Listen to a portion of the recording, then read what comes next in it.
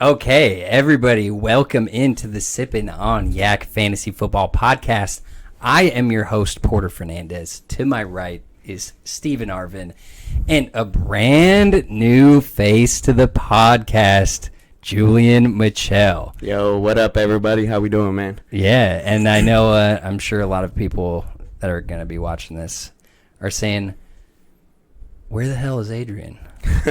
And I think really the only way we can answer that is I think that he never made it back from golfing, and that he hit, his like 12th ball into the sand trap, and finally there was just enough where he just melted into the sand. He became one with the sand trap. Yeah, and just like, yeah, I don't know. You may be able to see him the next time you're golfing out there in Eastern Washington. Yeah, give him a hand. Yeah, but yeah, I just want to ask Julian. Well, first I want to just say thank you so much for coming in and like just being the first guest on the show, and we've been really wanting to have you on. Dude, it's an honor for sure. I mean, I know we've been talking about it for a while, but yeah, to be able to come here and listen to all the homies, the podcasts that I listen to, and then to be able to like talk shit with you guys, that's what it's about. You've been a pleasure to have in the chat, on Twitter, and just Fuck off. You have been just like so like involved with everything and like supportive of us, and we just like appreciate it so much. Hey, man. Likewise. But I just want to first go into like some of your background, and specifically like you came here to be kind of our injury expert as well as give your fantasy football analysis. But let's go into some of your background. Yeah, so my bachelor's, what I got was exercise science, and then I decided to go do my master's degree up at Eastern Washington. Go Eagles. Got my master's degree in athletic training there, and pretty much was able to work with various different teams, different ages, and saw various different types of injuries and whatnot. So just being able to kind of bring that back full circle to like talk shit about fantasy, like it just makes it all that much better. So you're out there doing what the guys do who evaluate injuries on the field. Like, that's literally your job now. Yep, yeah, that's my job. Pretty much as soon as someone goes down and the play is stopped, we're the ones that you see running out there, making sure everything's all right. For the most part, some people might think we're like glorified water boys, but behind the scenes, I think that's like athletic trainers really is like a complete link of what the organization's about, and get players in and out from their injuries and whatnot. But we talked about this off the show. Oh, yeah. They save lives, baby. What's up, Danny? Good to see you, man. And more importantly, they save investments. Yeah. You have become your own insider. Yep. Yeah. But then something that we had talked about on Friday for our production meeting was like what we can remember of it. Something that you had mentioned, I'll let you expand on this, was like the like enjoyment that you feel when somebody that you worked on scores a touchdown or come back from injury. Like, yeah, man. I mean, to me, like, that's where the cheese is, pretty much. You're not really in it for the money. It's crazy. You get to see someone where they initially go down, and you see them pretty much at their worst. You see them unleash full-on emotions. Right. They go through a roller coaster ride, and you're along with it. So just to, like, see that initial reaction, and some days are better than others. Some days they're ready to come in and work, and some days they're just not feeling it. So it's like just being able to ride that with them, and then to finally get him back on the field. And like I was telling you, like, that's the best feeling when someone scores a touchdown, they run off the field and they come to you and they, they're slapping you all, everyone's around you. Like, that's where the real bread and butter is. I just got chills. Yeah. No, that's awesome. Like, that's so dope. Good shit, Nate. Thanks for coming in. Yeah, for real. Very much not staying cool. Although it is pretty cool in here. Dude, but we don't know for how much longer. Our AC unit like shit the bed on Tuesday, and like we've got somebody that'll be coming out, but it is on its last legs as of right now. So let's jinx. Right, that we get through the show without it like freezing up. Walking into a puddle. One other thing we got to do before we get into the meat absolutely, of things too much. We have couple updates to the big bet board. I think we had the Goddard and Andrews there. Was Yep. that there last time? Well, no, that came up midweek. Okay. Threw up a tweet saying some of the tight ends that were pretty tough to grade, and it sparked a little debate here. So, Squeeze and Swish. It looks like Squeeze has Dallas Goddard finishing better than Swish's Mark Andrews. And they got 20 bones on that. Yep. Easy. Again, we got Squeeze. Squeeze is a betting man. Yeah. So now we have me and Squeeze on Friday when we had our Production meeting. very lubricated production. Yeah. Now, meeting. do you remember making that bet? I remember it. I do. Barely. Hey, Adrian, what's He didn't goody? make it. Good He's looks, alive. AD. Love that you So- made it in, though, Adrian. Now we got me versus Squeeze. I have Keenan Allen finishing better than Tyreek Hill. A little bit one of my more risque bets. I'll throw it out there, but I still believe. We got a bottle of yak on that. And then last but not least, something that just came about right before the show, we got Squeeze and Porter. Squeeze thinks that Kyle Pitts is going to finish below top 8. Yep. For tight ends. For tight Little ends, tight ends. sneak peek for our tight end. I mean, rankings coming up here. I'm not a big believer in these new First-year tight tight ends ends. coming in. You know, You're I not think down they- for the new hotness? Oh, I mean, I'm not saying the dude's not good looking, but no, just just some of the little trendy things that I follow and that kind of felt true to me. I just, I think maybe some of these new incoming tight ends aren't really going to break out until that second or third year. So Let's be real. You just didn't like his bow tie that he wore at draft day. No. And there's 20 bones on that. Production meeting. Oh, 1:30. Oh, dude. We Oh, were we just did. getting started. Yeah. I forgot we gave that man a call that night. I Oh, know. that's right. And he answered. Yeah, he answered. Mikey sounded Oh, so my God. pissed and then was like, yeah. Okay. Yeah, that's I'm in. All right. So then, without further ado, we're going to get into the, first main portion of the podcast, which is our tight end rankings. And we had a last-minute pivot. We were going to have our consensus rankings ready to go here. But, now, we're just going to go with a straight-up, not war. I mean, that's probably a little tough. Mono. Right, a little mono action in the tight end rankings for Steve and I. And we're just going to go through our rank 1 through 10. We're each going to give who we have at 1, 2, and 3 and have a little organic discussion on some of the differences that we have with each other on those. Yeah, a little justification. Yeah, we're definitely going to want to spend a little bit more time on some than others, as we've already talked about some of these guys recently. And then we'll have Squeeze chime in whenever he really feels like. Or Yeah. He feels like talking some shit. Yeah. But, okay, number 1, Big surprise. Tim Tebow. Psych. Yeah. No. Psych. Travis Kelce. No surprise there. No doubt. Yeah, I don't think there's anything to even argue about there. No, the guy broke the receiving record last year for tight ends, and I think that was something that was building up, and we really could all see coming. Yeah. And I feel like that's something that he could even do in the future, and even if he doesn't and regresses a little bit, he'll still probably be tight end 1. Yeah. Do you guys think he's even close to being at his peak?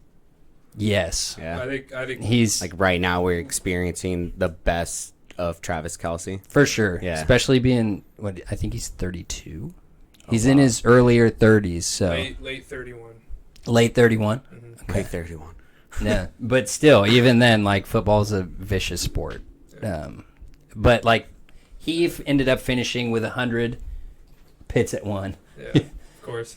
He ended up finishing with 139 targets in 15 games, which was only 1 behind the leader in targets, but yet had over 200 yards more than that next guy Man's in an targets. animal. Yeah. He is an animal. You Yeah. just said that.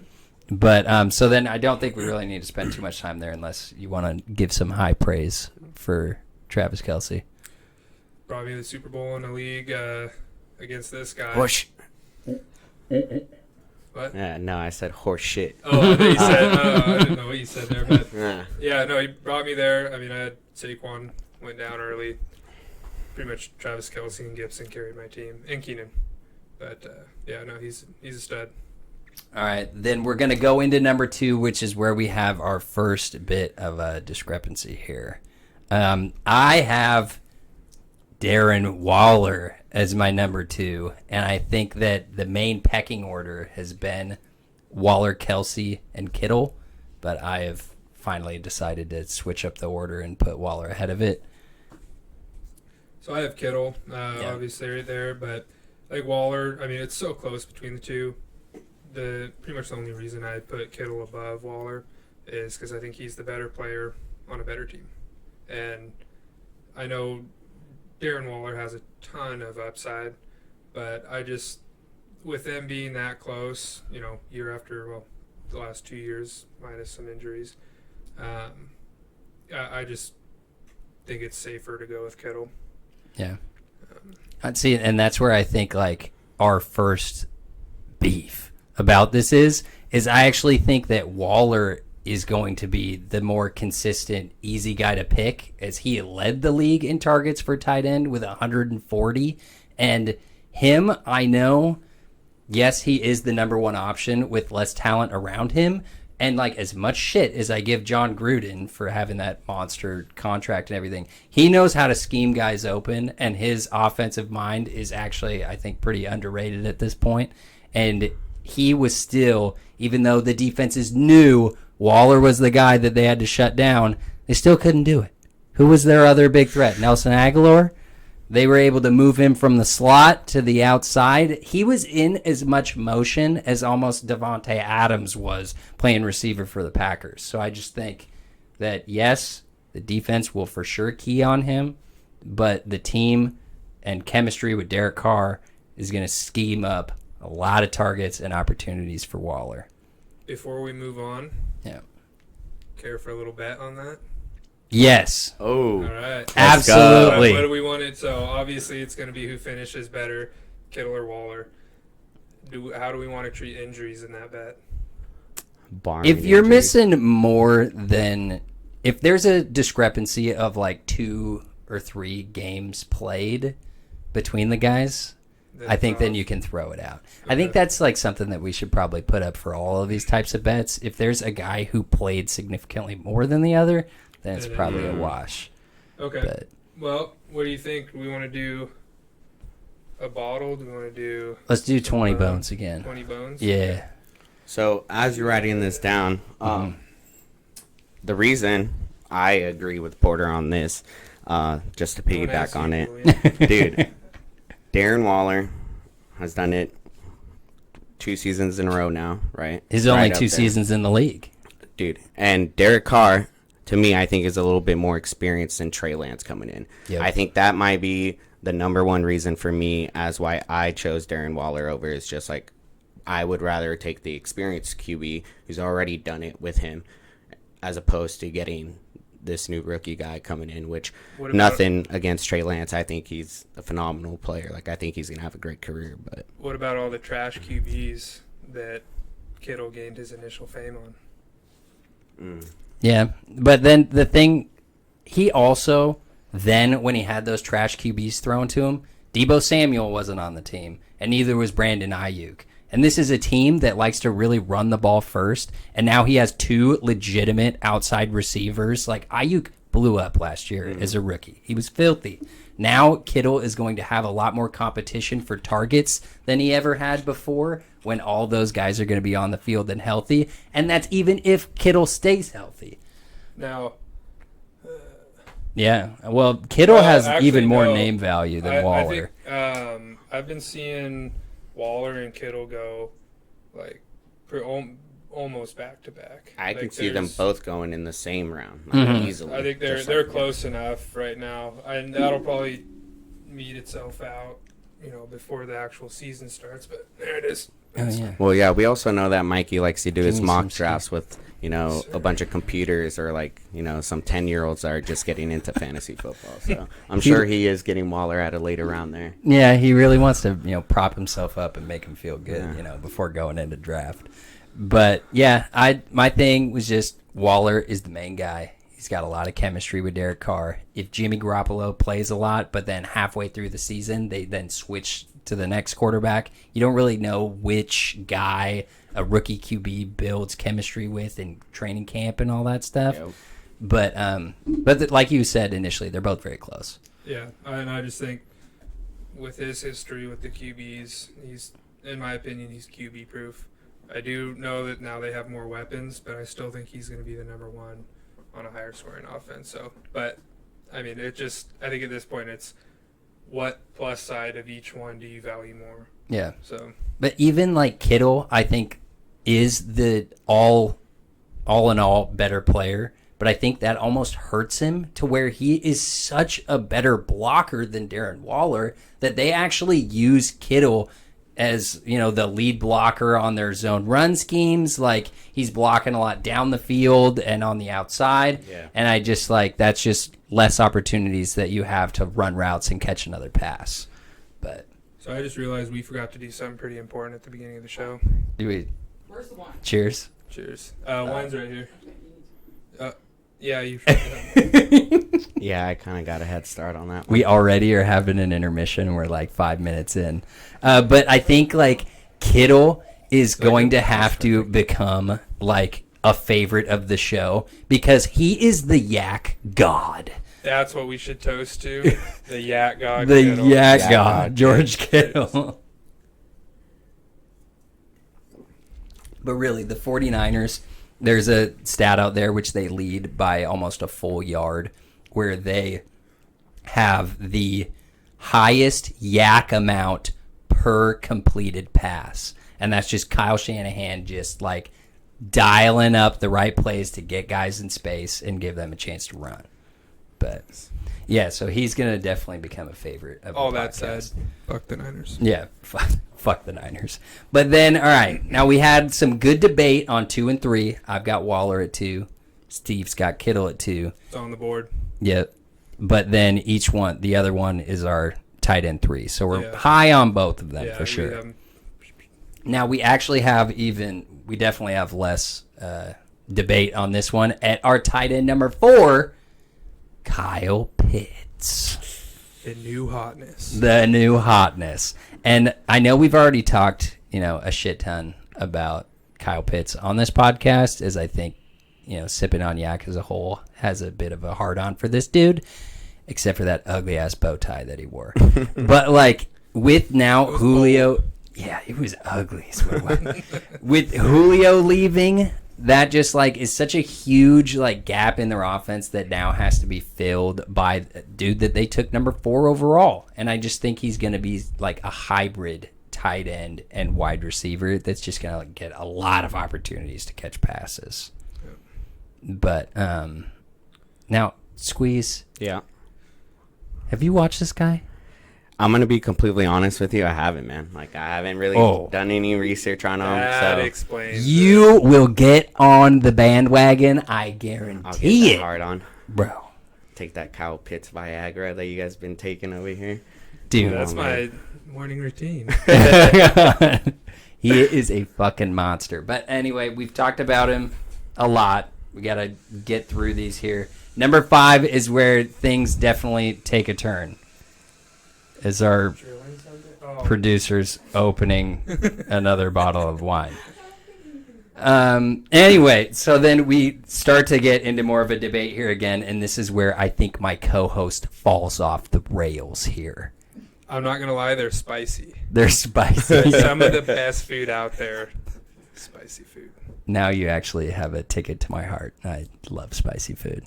But anyway, I definitely was a little bit more chalky than Steve was. My number 5, which is where he finished last year. What the fuck is this? His segment is the back half. Don't worry about Squeeze. Jesus. Oh my goodness, Adrian. Better than George Kittle. Adrian just puts up, he's willing to bet Kyle Pitts versus George Kittle. We'll get that written up on the board. Yeah. We can take care of that afterwards. We got to move on. I don't know about you 3, but I'm pretty sure all of us will take a piece in that. Dude. I'm out. You're out? I'm not taking it because Pitts, we don't fully know what he's going to be. It's a projection. We haven't seen him in the NFL 20 yet. bones. 20 bones, Kyle Pitts. All right, we'll put it up on the board. We're ready to go. Are you good with that? Yeah, I'd be alright with that. All right. Boom. Dang. Are you Kyle getting in Pitts on better it too? than George Kittle? Yeah. I want more than 20 bones, though. Well, That's easy. do you want? Because I don't know where Adrian's at, but I'll take 20 bones. But if you'd rather do it all yourself and do like 50 bones or whatever you had I'm going to planned. need a board for myself. Actually, though, the squeeze board. Jesus. But all right, we can talk about Yeah, that we'll off figure camera. that That's something out we'll get later. at Okay. it. Number 5, I went with TJ Hawkinson, which is exactly where he finished last year. And yes, he did get a downgrade in quarterback play, but just who in that offense is going to get more targets than him? And- Quentin Cephas? Well, and I feel like Bad Jared Goff offense. is also known to throw to his tight end. Like Tyler Definitely. Higbee and Everett both had pretty good success over at the Rams sharing that spot. So Right. I think if Rams- anything, it makes Hawkinson more valuable now as a tight end than he was with Stafford. It's a bold take. Oh, I like it. So with Stafford, the Detroit Lions, they made their money throwing deep with Stafford. I think they've had nothing but downgrades this season. I don't think TJ Hawkinson is the stud we all think he is. I'm just low on the dude. I think he'll still finish all right. I have him at 10. So Hawkinson was drafted in the first round of I know. the actual I know, NFL I draft. understand. I Now, understand. Detroit, I know you're They shitting are on their just offense, which is probably not bad. going to be very good. But that also means they're going to be trailing in a lot of games where they're going to have to be throwing the ball. And, like, the thing with Hawkinson is when you have a tight end that is capable of being the number one target, I would rather have somebody that is the number one target for the team as somebody who is, like we'll see later on the list, who could be the number 3 in a better offense. I'd rather take the higher target volume, especially in PPR. If it wasn't Goff, I would have him higher. I just have no faith in Goff. Jesus. But then, I don't think. I think he's going to be throwing to Marvin Jones, and I think they're. Jones is gone. He's on the Jaguars. Who do they have? Who are their wide That's receivers? my No point! one- I know, Kenny's but gone. Kenny's gone, Rashad Marvin's gone, Perriman. and coach will bite Yeah. kneecaps off. For real. They have Rashad Perriman, Quentin Cephas, and then they drafted Amon-Ra St. Brown in like the 4th round. So then, what you're telling me is it's a bad offense with one weapon, Yeah. and I think he's just going to get shut down. Okay. I think TJ Hawkinson is not as good of a player as I think a lot of people do. And I think Goff is a bad quarterback. And Yeah. I think the Lions are a bad team. But this is fantasy football, I know, where I if know. you are getting a lot of targets and a lot of catches, I would much rather have volume versus talent, which is sad, but like we're talking about accruing fantasy points here. And that's fair, but I don't think TJ Hawkinson will get the job done. I think if he can live off of short passes. Which he Then, did last sure. year. You're talking And I about a downgrade in quarterback with Stafford, but Stafford really wasn't on the field all that much last year. He kept getting knocked out with the thumb, with all of these different injuries. So where did then, Goff. Goff had injuries too. He's not. I know. He's not indestructible. but that's my He's point: gonna is be right that in. Hawkinson was able to do it even with horrible quarterback play. He was the tight end 5 on the season last year. And that I think that's because Matthew Stafford is that much better. But then you're gonna have. I don't want to spoil He it. is. I don't want to spoil it, but then you have guys that are ahead of Hawkinson that are even worse quarterbacks than Jared Goff is. That's fair. We'll get to that. We'll get to that. And I know who exactly you're talking about. And I'll Who's talk now? about it. Who's your tight end 5? So mine is kind of a split because it very much depends on if Aaron Rodgers plays. I have Robert Tonyan there. The dude was a touchdown machine last year. Rodgers even said, I think it was after the season was over, they need to get Robert. It was close to the end of the season or after the season was over. They're like, we need to get Robert Tonyan. It was not after the season. It was in the middle of the season for sure. It was mid-season. Yeah, maybe so. But then he started scoring tutties. Yeah, how many times have you heard Aaron Rodgers say that about somebody he's throwing the ball to? I don't think he's ever said that about St. Brown or what's his name? MVS. Well, Lazard, I think he talked about Lazard, but it did not sound as hyped about Lazard as he did Tonyan. I mean, they're on a great offense with limited weapons, and I think he's going to be one of the main ones. My problem with Tonyan is that he had 11 touchdowns on 52 catches on 58 targets. And this is just something from watching him, the player. He is not winning downfield in one-on-one coverage and making a move and a cut and getting open and catching the ball like we see with some of these dudes at the top like Waller and Kelsey and Kittle, like real route runners. He is doing it strictly off of play action, deep overs, and seams. And to me, we saw the best he could do with 11 touchdowns. If he gets touchdown regression from his 58 targets, 21% of his receptions were touchdowns. If that goes down, then what are you left to have? I just don't see him being a player that can evolve. It will go down. But he's also, if Aaron Rodgers comes back and Aaron Rodgers meant what he said, he's going to be getting more targets. He has an incredible... I think that's worse than coach speak. QB speak may be worse than coach speak. I'm not going to base my shit off of a narrative that they say in the media. Let me check some That's things what out. I was interested about when you said he had only 58 targets, right? Like, that's crazy for him to have that high percentage for touchdowns, like 20%. That's Green Bay has so many pass catchers on that team that to get him that ball, it is going to be a big play. Dude, Aaron Jones, Devontae Adams. That's only 2. I think MVS is actually an underrated player. And is Lazard still there?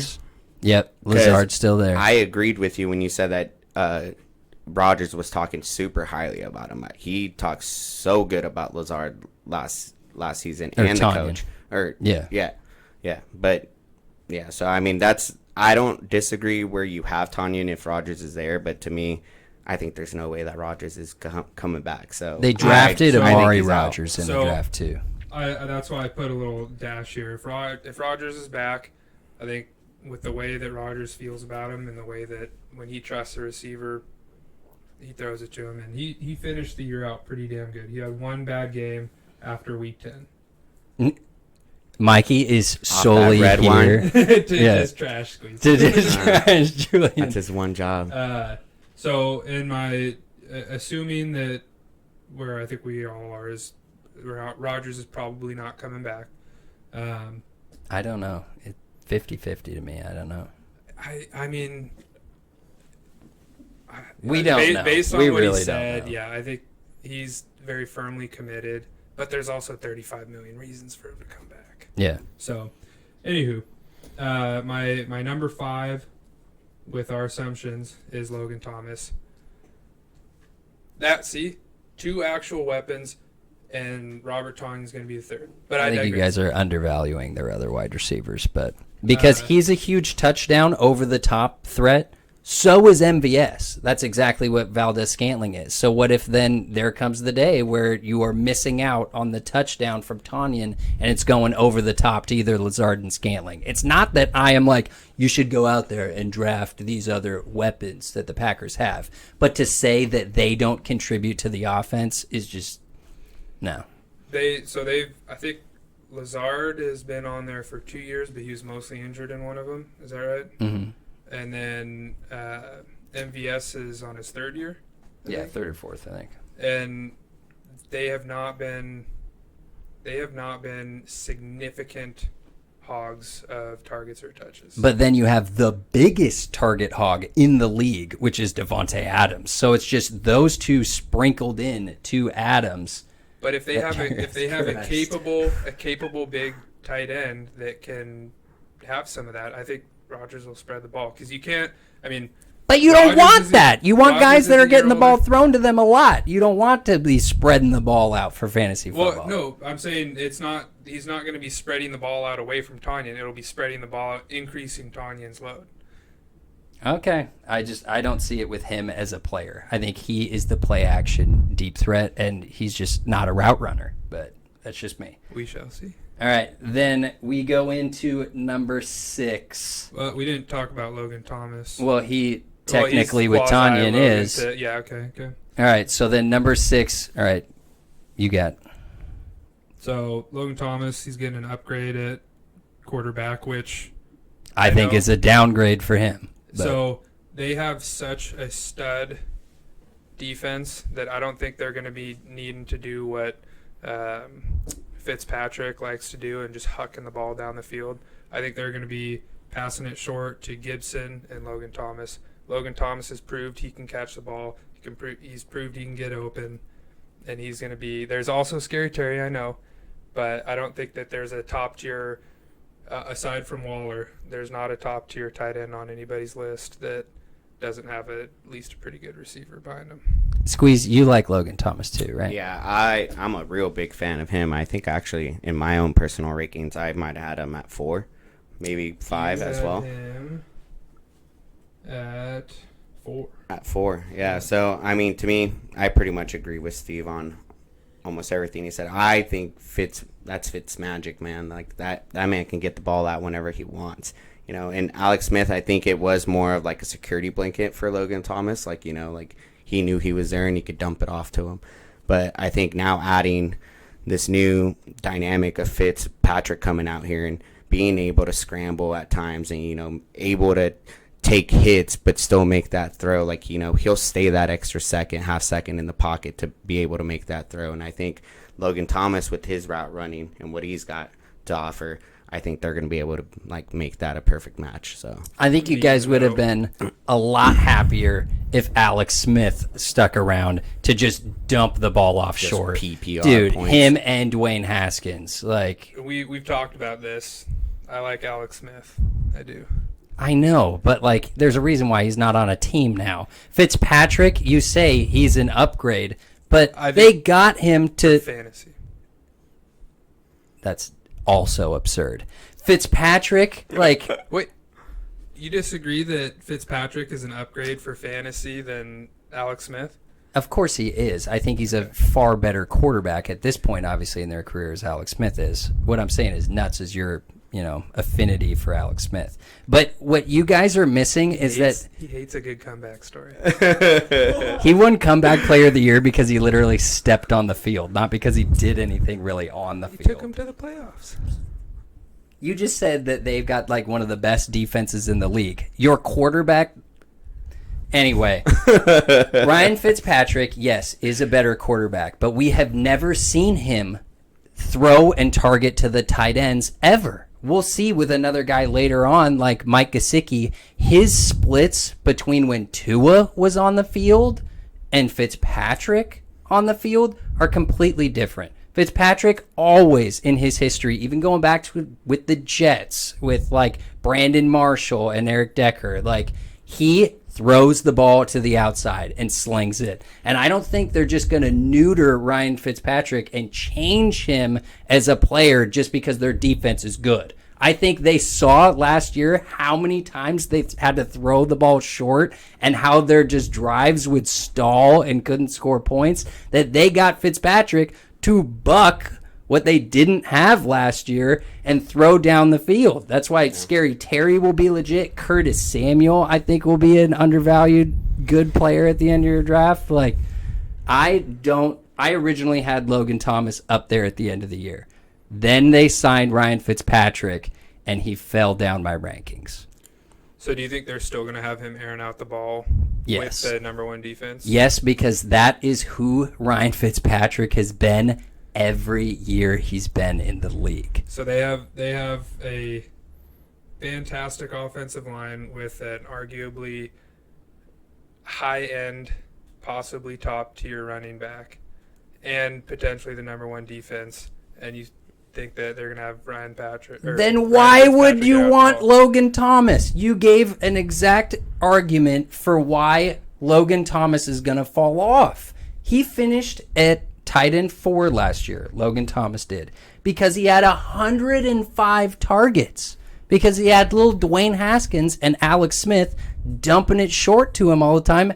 And I don't think that's what's going to happen next year. I think they're going to meet in the middle. I think they're going to stretch Thomas out, and they're going to have it's going to be the similar to Green Bay. The defense, though. You're going to have a running back. How does that help your tight end, though? How does having a good defense help your tight end? I think that short passes, short to medium. But passes. why does that lead to the Buccaneers had probably the best defense in the league. Tom Brady threw the ball down the field more than any other quarterback in the league. They had a very mixed defense. They got scored a lot on towards the beginning of the season. They got blown out by the Saints.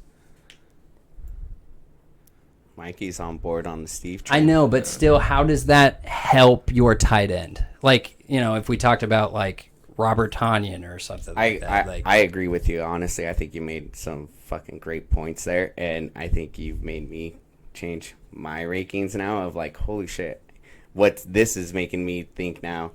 What you said earlier is like, this is just means Scary Terry's going to be scary. Exactly. Like, Terry McLaurin and then the upgrade with Curtis Samuel on the outside, I think those dudes are going to ball out. It's just what we've seen from Fitzpatrick for like over 10 years. That's the way he plays. I think he's been on teams where he's had to play that way. I think if he's You mean like all 10 of the teams that he's played for? When has he ever had a top tier defense? Let me go through all 10 teams that he's played for and like get all that data for you. I don't think he's ever, well, even just off the top of your head, I don't think he's ever played for a team that's been anywhere close to a top tier defense, except for maybe last year the Dolphins. But he played for the Jets when they had Rex Ryan and shit. I don't think that was a top tier defense then, was it? Rex Ryan and the Jets, yeah. I think it was.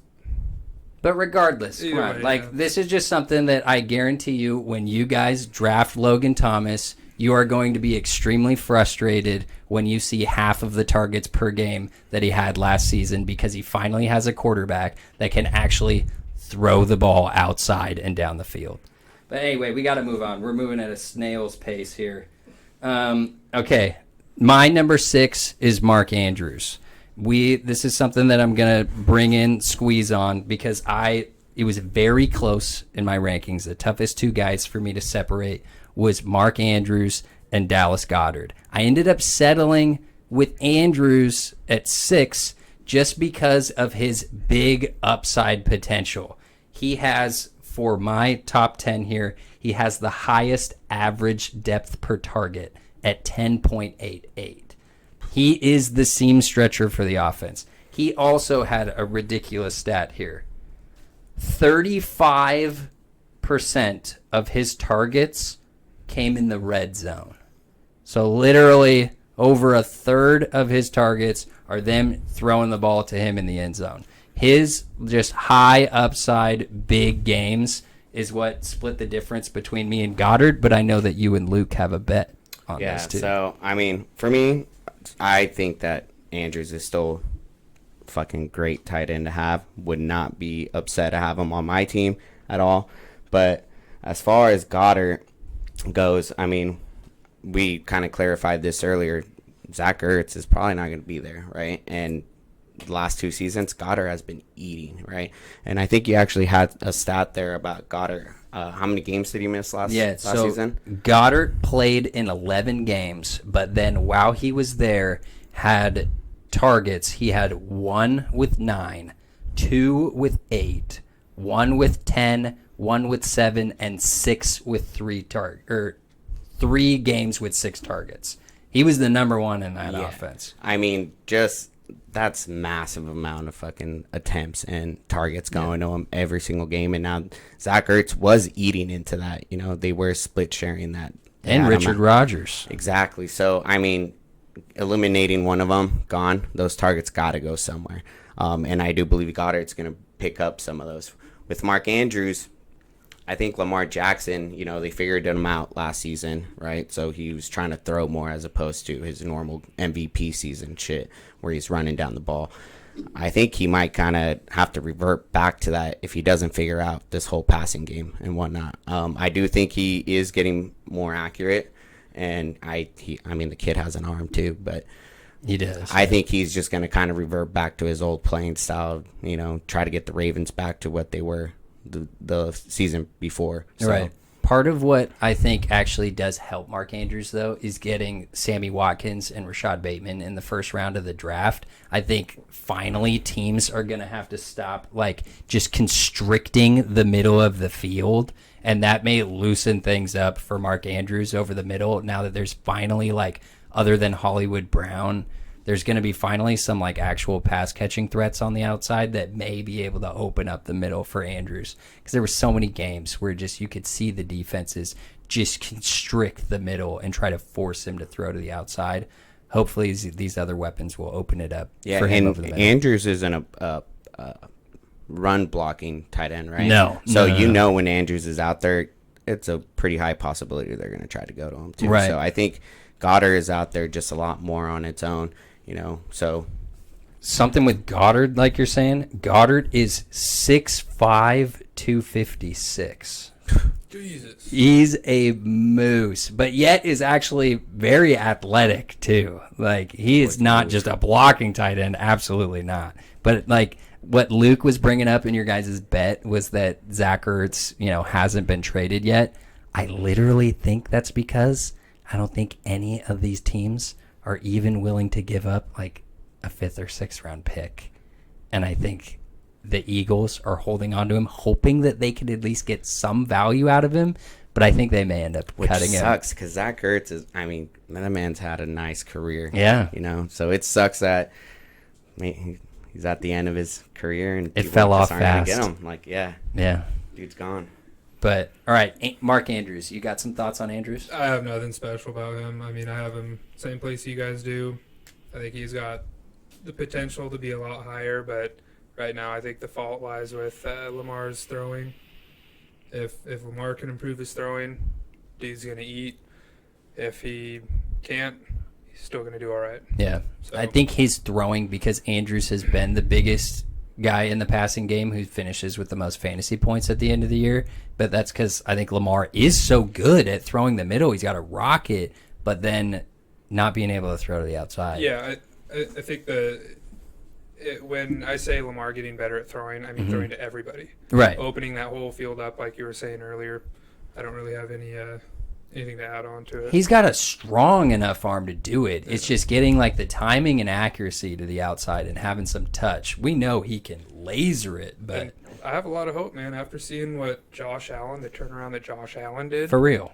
I'm not saying Lamar has the same, potential to be that good of a thrower, but if they can turn around Josh Allen like that, I think they can definitely improve Lamar. Allen was one of the most inaccurate quarterbacks in the league to all of a sudden one of the most accurate. Yep. And Lamar's got the arm. He's Yeah. just not accurate. Got the physical tools to do it. But then, okay, so then we got through 6. Let's do a quick recap. I have Travis Kelce, Darren Waller, George Kittle, Kyle Pitts, TJ Hawkinson, and then Mark Andrews at 6. I got Travis Kelce, Kittle, Waller, Pitts, Tonyan/Thomas, and then Mark Andrews. Right. And Sorry to interrupt you there. What's that? Sorry to interrupt you there. That's my bad. So, who's your number 8? Well, I still have my 7. The Tonyan thing kind of screws us up. I think right now we're just saying that Rodgers is there. Back. My number 7 was Dallas Goedert, who we were just bringing up. I think it's really close. I definitely have doubts with Jalen Hurts' throwing ability, but I can't argue with the results from last year that when Jalen Hurts was playing, Goddard was putting up good numbers in their little play action rollouts. Goddard was his safety blanket over the middle and has enough athleticism to not just be a catch and fall dude like Zach Ertz, but actually be able to catch it and then do something with it. Right. Sure. I know. Yeah, where do you have Goddard? I have Goddard at 10. Well, he's 11 if Robert Tonyan plays. He's 10 if Tonyan doesn't play. And that is purely because I don't have a whole lot of faith in the Eagles offense. Yeah. I don't think that I think they're going to be a run first team, and I don't think they're going to score a ton of touchdowns. And I think that's for the most part, in most tight ends, especially once you get down here to the, past the top guys, your money is made on tight end touchdowns. Yeah, which is this freaking sad thing. Dude, even when I had Mark Andrews at the beginning of the year, seeing him, like, he had 7 touchdowns, but there was just one game where he dropped a big 40-yard bomb over the middle, and then he dropped a touchdown and ended up finishing with, 3 or 4 points. And it's like, if you just would have caught the freaking touchdown, then I would have been okay. Yeah. But, tight ends with touchdowns is a huge freaking thing. Okay, then moving on, we have my number 8. I have Robert Tonyan. I do like Tonyan. Obviously, he only had 52 catches, but he was on 58 targets. And to me, that just screams Aaron Rodgers is filthy as fuck. Dude, the 6 other ones, that has to make up drops and just pass breakups and maybe a bad throw from Aaron Rodgers. But 52 out of 58 targets is insane. Aaron Rodgers is a beast. And he is a big touchdown threat, obviously. 11 TDs. They were drawing them up for him to get open over the top and work with the run game. So I'm not that low on him. I'm just worried that what if 11 touchdowns turns into 6? But you still don't get the upside with receptions. Well, we talked about where we think a ton. Receptions yeah, so, a ton. I'll get into mine, and this is probably my hardest to defend take, is Noah Fant. Oof. I think the player is an absolute stud. I think he is a favorite of Drew Lock, who is not an absolute stud. And they have enough other weapons where when you were talking about Mark Andrews' potential to grow, they have enough other weapons that they can, open that field up a bit for Fant, who is just a physical freak. The guy, I don't put him up there with Kyle Pitts, but I think the dude is just an absolute nut, and I think the only thing holding him back is his quarterback. Yeah, and the drops. He had some drop problems he did, too. But he's also only 23, so I think that has room to improve. And I think a lot of that, at least from what I remember on some of them, they were difficult balls to catch. And I think Drew Lock has just as much fault in those drops, if not more, than Noah Fant. Yeah. I think taking Noah Fant for you, if that works out, you're going to be like a fantasy guru. You're going to be a fucking god if Noah Fant ends up in the top 10. So you mean you don't have the same feelings about it? Yeah, that is the most polite way of saying I think you're dead wrong. Oh, man. But again, that's going to be sweet. If he even gets it to 11, I'll be like, damn, good fucking call. Dude, and last year, he when he was healthy, he was good. When he was healthy. And that goes for George Kittle, who is the consensus 2.5. Yeah. So, I think if he stays healthy, he's a favorite out there. He's got the volume. He's got decent volume. And I think if Drew Lock can get better and have another year of chemistry with him, I think he's going to do pretty well. Yeah. The man is a gigantor. He is. He's a lot thicker than Kyle Pitts, that's for sure. He's 6'4", 250 pounds. Yeah, he's a big dog. But I kind of, what you were saying with Hawkinson, I think that Noah Fant had all this hype coming out of the draft, and we haven't really seen it. He's not as fast as I thought he was. His hands aren't as good as I thought they were. And I just now with Cortland Sutton coming back, who was their number 1 receiver before he then tore his ACL last year, that's just more targets going to get eaten up on the outside. And it's going to be the battle between mediocre versus mediocre with Drew Lock and Teddy Bridgewater. So I think he's ranked where he's at because he's not, I don't consider him super great, but I think he's going to be safe. Last year he was safe when he was on the field. And then when you were talking, he wasn't safe getting injured like that. Well, when he was healthy, he was a safe play at tight end, and he had good upside. He scored a couple, he had more than one 20-plus point game. So he's proven that he can get up there. And what you were saying about Sutton, I think that goes back to what you were saying about Mark Andrews. I think Sutton will help Noah Fant. because I think that'll keep them on the field longer and keep them from going, punting the ball, basically. The difference, though, between those is, like, Sammy Watkins, I'm not going to want for fantasy. And I don't think that he's going to end up being the number one receiver over a guy like Andrews, whereas Cortland Sutton, I think, could take too much away from Fant. But he didn't make my top 10.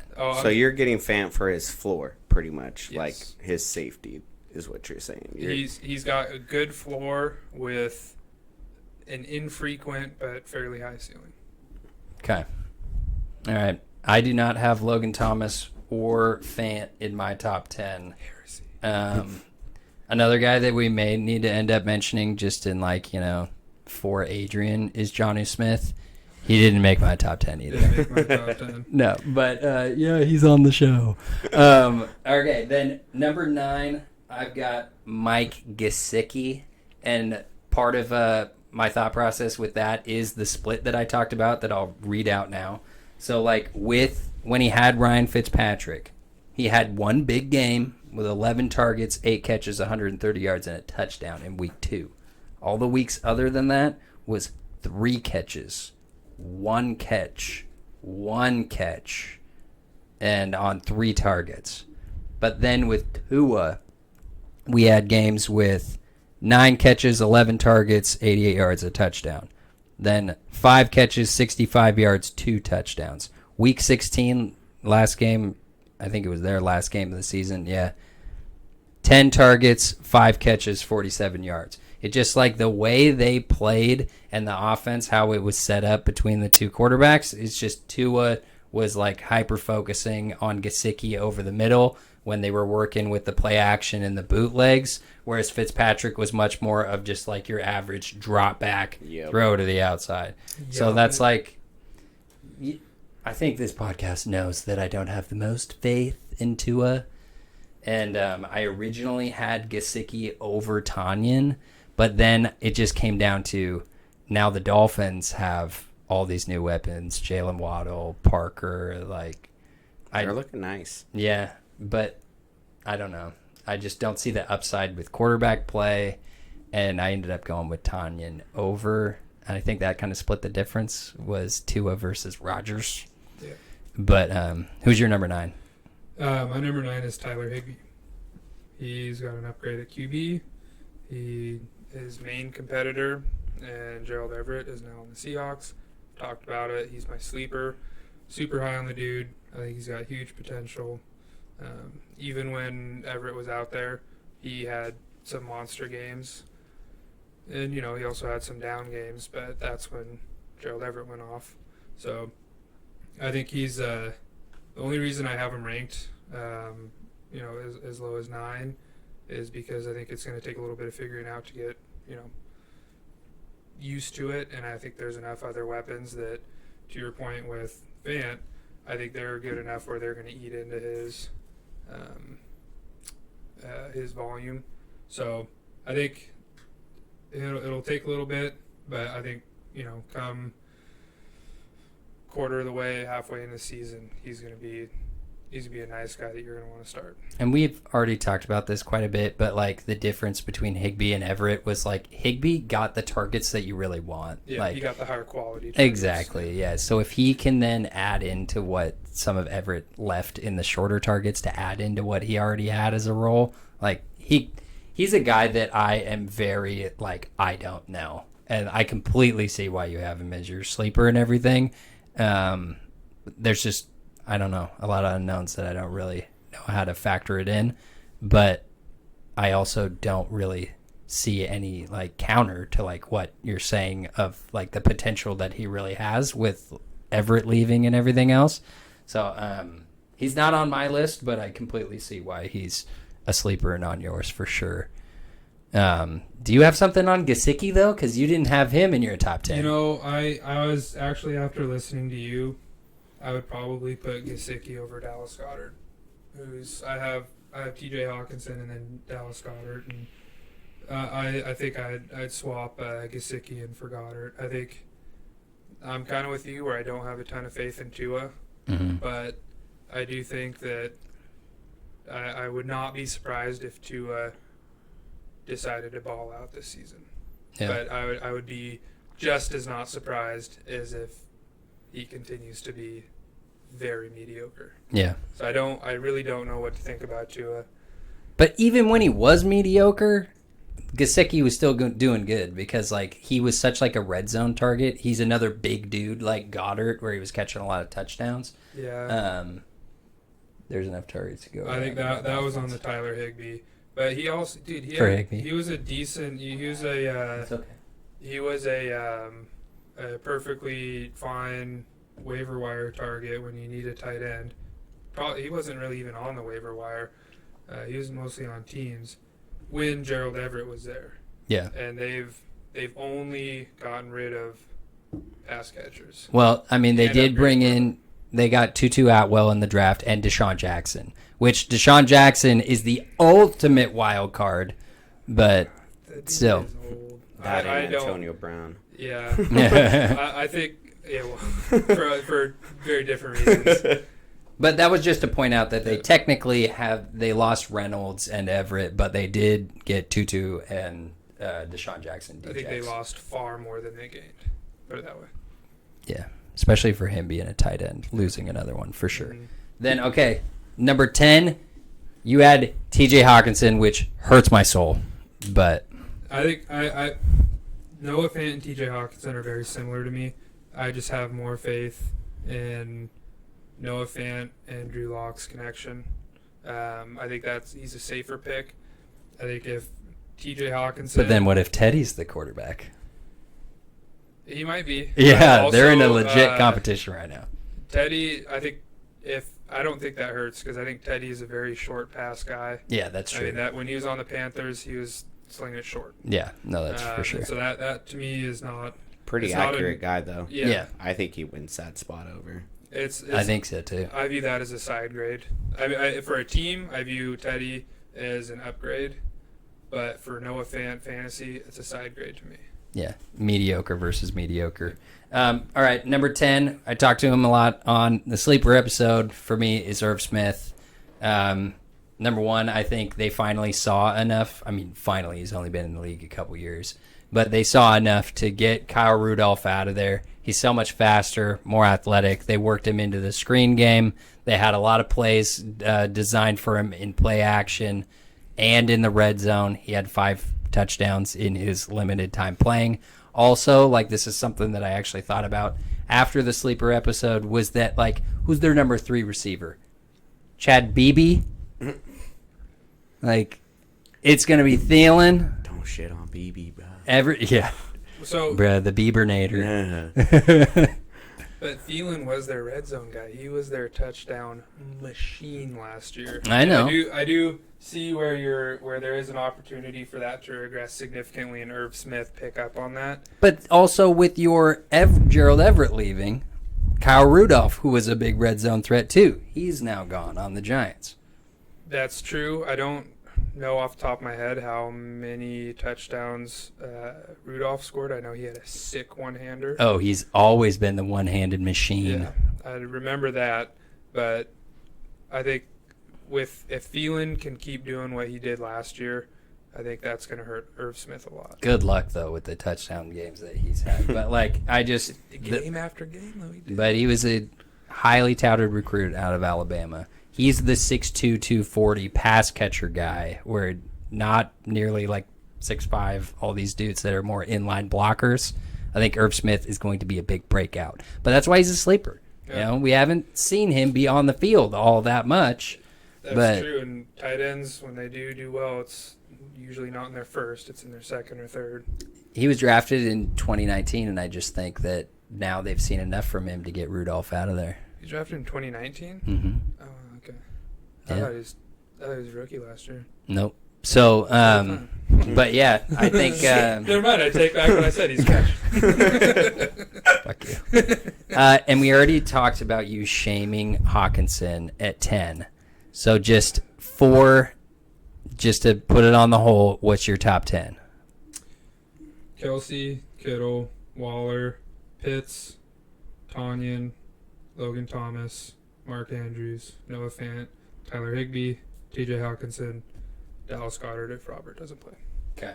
And then I got Kelsey, Waller, Kittle, Pitts, Hawkinson, Andrews, Goddard, Tanyan, Gesicki, and Irv Smith.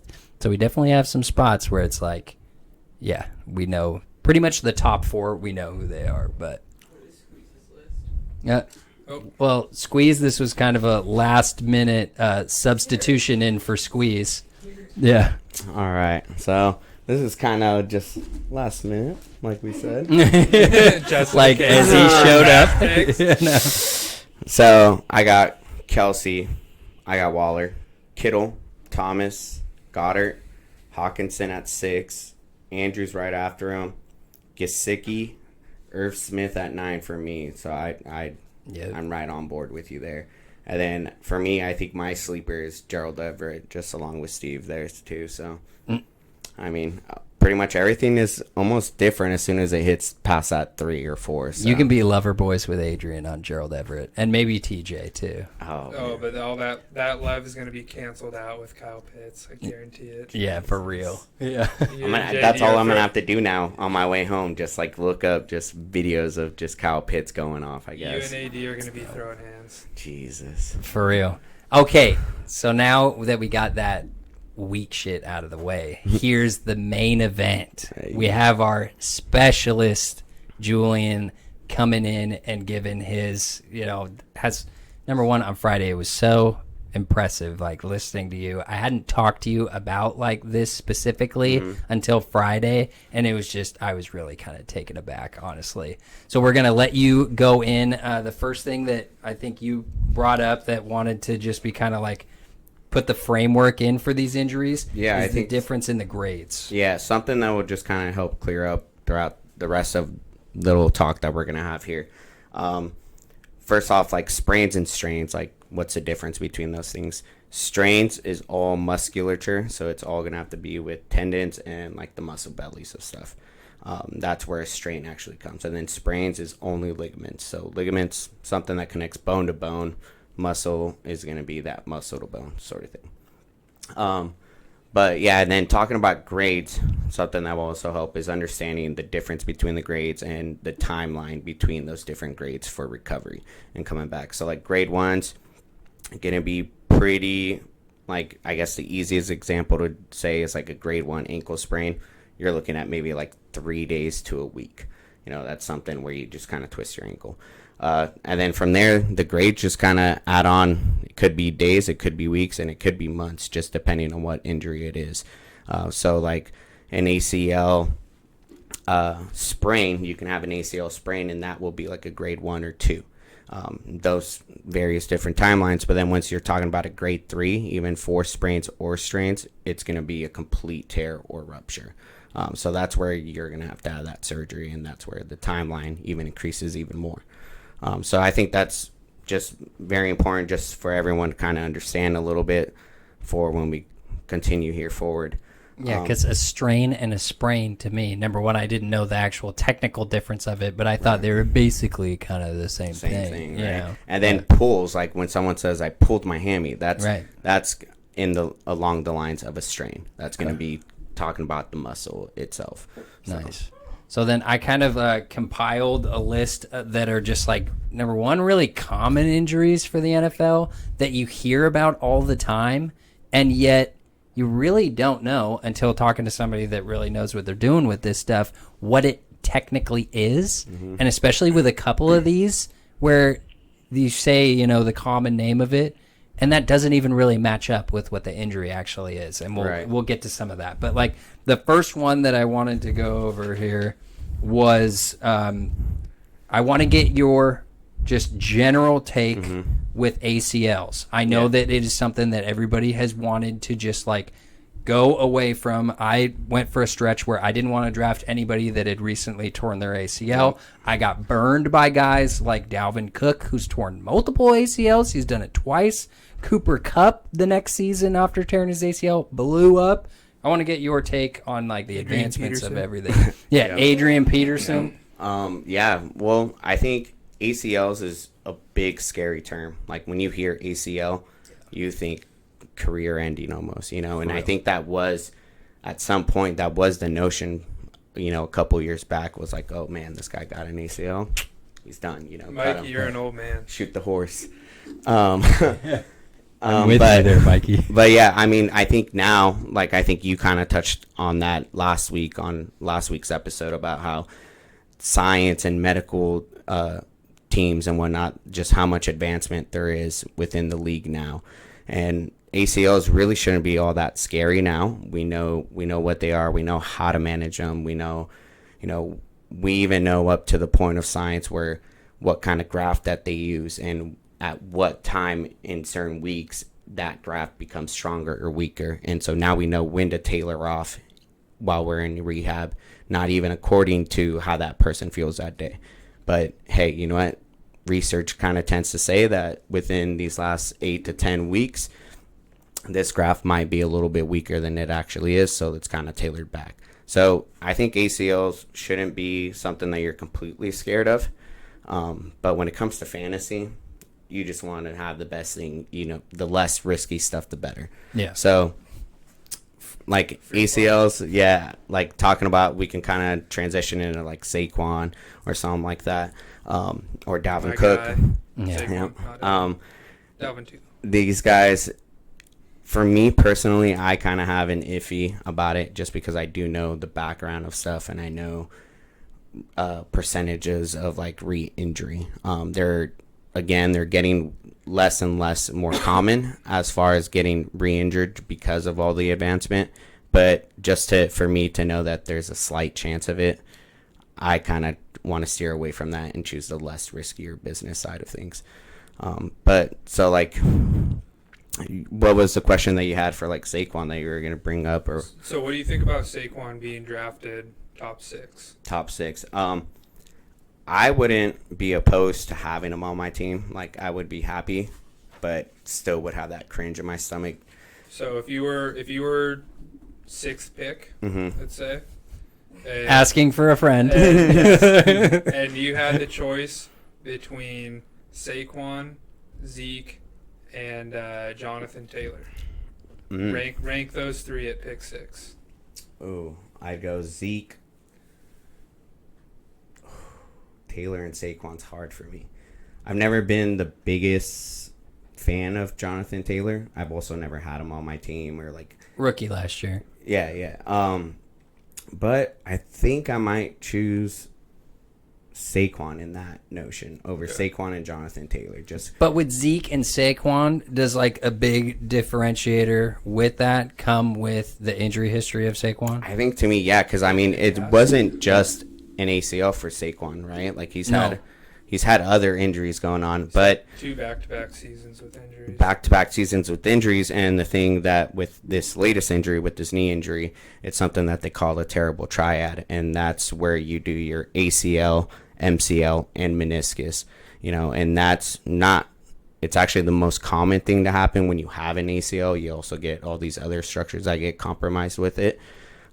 So just knowing that it wasn't just an ACL. Sure, the media uses ACL because that's the catch-all term for like, oh shit, right? This dude did himself in, But the buzzword. Little do we know, there's all these other little things that actually come along with it, and all those other little structures add more time to it, and just more variables that could get re-injured. Maybe he doesn't do his ACL in anymore, but maybe he does his meniscus again. Maybe he does his MCL. Right. So I think I just try to go with the least amount of variables that I can't control or that scare me, just my bias.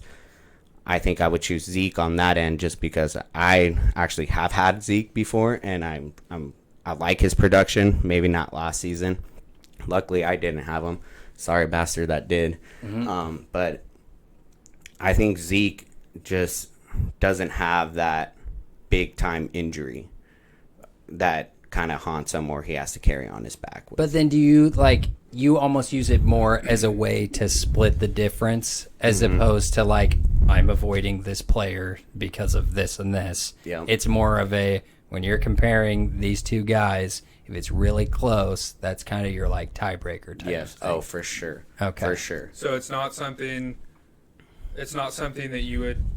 So what I hear after those rankings, because I think Jonathan Taylor, he's going to have an incredibly high upside.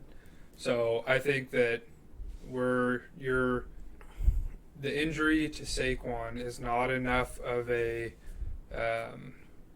impact to then take the somewhat unknown on Jonathan Taylor. Yep. So you'd still okay. Yeah. So that kind of gauges. That helps me gauge what the expert weighs on previous year injuries. Right. So then, all right, then we're going to move into this one is, the Saquon thing happened at the very beginning of the year, so I think he's had more than enough time to rehab from that. But then this one is still bothering certain players, and that's turf toe. Yeah. That's something that, like, you hear turf toe, and it doesn't sound like that big of a deal, but it Sounds really like a is. stub toe. Right. Yeah, you would think it's something that you just got out of bed and, stubbed your toe in. But turf toe is one of the most problematic lingering injuries. And it might not be something that's excruciating pain. It can be if a player takes a certain step. But I guess just to kind of explain what turf toe is first, it's a flexor tendon that is right under your big toe.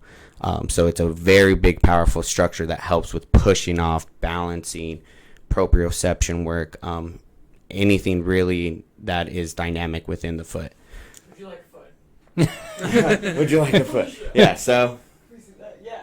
it's going to be Yeah. flexor tendon toe here, and what happens is with the You got to speak into the mic. hyperplanar flexion of the big toe, and what happens is the tendon there either ruptures fully, which can lead to surgery or whatnot. The angle was kind of weird there. So on the big toe, it was like right here. Right on the bottom side, Yeah. on the plantar side is what they call it, but yeah, right on the bottom side of the foot there. With that hyperextension, it just really puts real big stress on that. So any kind of little stepping, wrong missteps will really kind of Oh, we just aggravate gained a it. bunch of viewers as soon as your foot came on. Jesus. I was gonna offer my foot up there, but I don't want my rat We'd claws lose on. viewers. Squeeze, Yeah. you're quickly learning, just what a done podcast we have when Right. we have the producer just stick her foot up in front of the want a camera.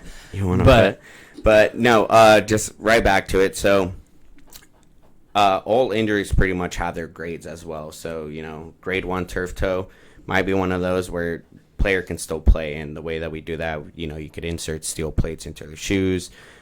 Taping will also help.